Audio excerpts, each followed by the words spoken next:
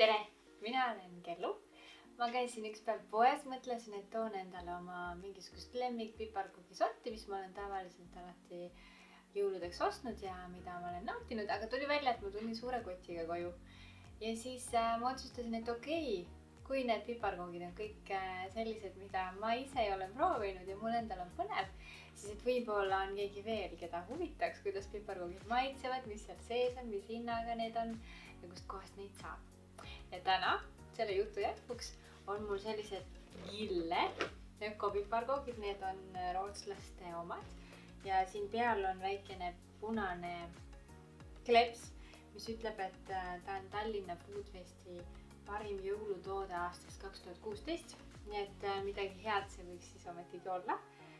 Ökomärgis on peal ja see tähendab siis seda, et on niisugune öko-toode mahepõllu majandusest, niisugune lahedas plastikust karbis. Ma loodan, et see on ka mahe karp, aga igastahes kindlasti ta on taaskasutatav karp, nii et see on väga palju loodust ma loodan, et ei osta. Aga teeme lahti, vaatame, mis maitsega see on, kus see siis käib. Okei, üks miinus on nagu ei saa aru, kus kohast seda lahti peaks tegema. See karp on siin nagu siit. No. Nii, sellised suured, kui hästi lõhnavad piparkoogid. Südamekujulised ja terve karp on siin neid niimoodi täis. Mulle meeldib, et see hoiab tegelikult nende piparkookide katki minemise eest, nii et see on päris hea lahendus.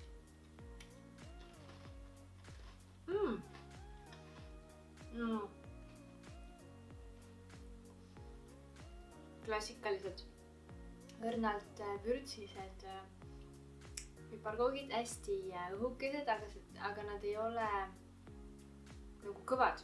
Nii et kellel on hellad hambad, väga hästi need süüa. Magusad ja siia keele mõlemale poole nagu külje peale tegib siuke nagu piprane tunne või selline tüüpiline jõulupiparkoogi maitse. Nii et ma arvan, et see võiks päris hulgale inimestele nagu väga hästi maitseda ja eriti mulle meeldib see, et need ei ole nagu kõvad. Mõned piparkoogid on siuksed, et nagu hammustad ja mul on tugevad hambad, aga ma ei kujuta ette, mis teised teevad, kellel ei ole nii tugevad hambad. Maitse. Nii.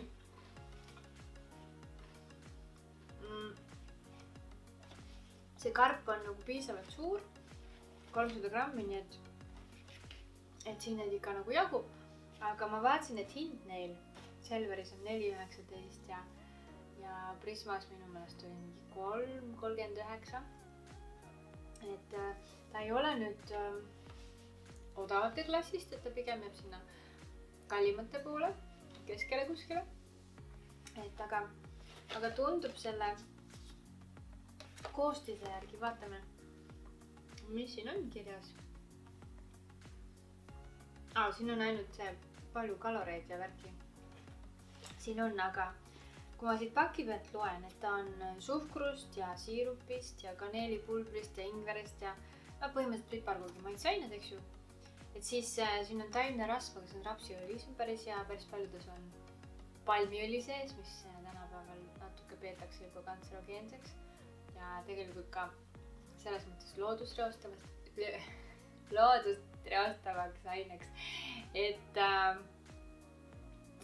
seda toodetakse lihtsalt väga palju ja see tekitab loodusele päris palju kahju. Mõtlen just need puude maha raiumine ja kõik värk. Anyway, aga siin ei ole igasuguseid mingid võõraid teislikke lõhna ja maitseaineid ja selliseid nagu tõsist ja tervist kahjustavat mina siit vähemalt ei märka. Selver on natukene ülespoole lükanud kaloraaži, et pakendi peal on 454 kilokalorit 100 grammi kohta, et natukene need siin on nihkesse läinud. Aga ei ole hullu. Minule küll väga meeldib, et siuksed hulle vastikud koostisosasid siin ei ole. Ja ma vaatasin, siin pakendi all on soome, rootsi ja ingliskeelsed tekstid ka. ja siin on kirjas, et ta säilib augustini 2020. Ma kujutan ette, et see on siis, kui see pakend on kinni, eks ju. Nii et terve jõuluaja võib neid rahulikult süüa ja maiustada, küll aga kaasa võtta. Et minu meelest hea leid. Ja ma arvan, et mina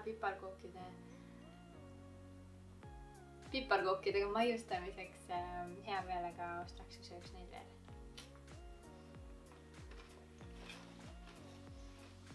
Aga võt sellised piparkoogid siis täna. Mul on neid veel. Nii et kui sind huvitab, mis maitsega piparkooke veel on ja kus neid saab ja kas sina ehk ka mõne avastad, mida sa ei ole veel proovinud, siis kohtume järgmine kord. Tšau!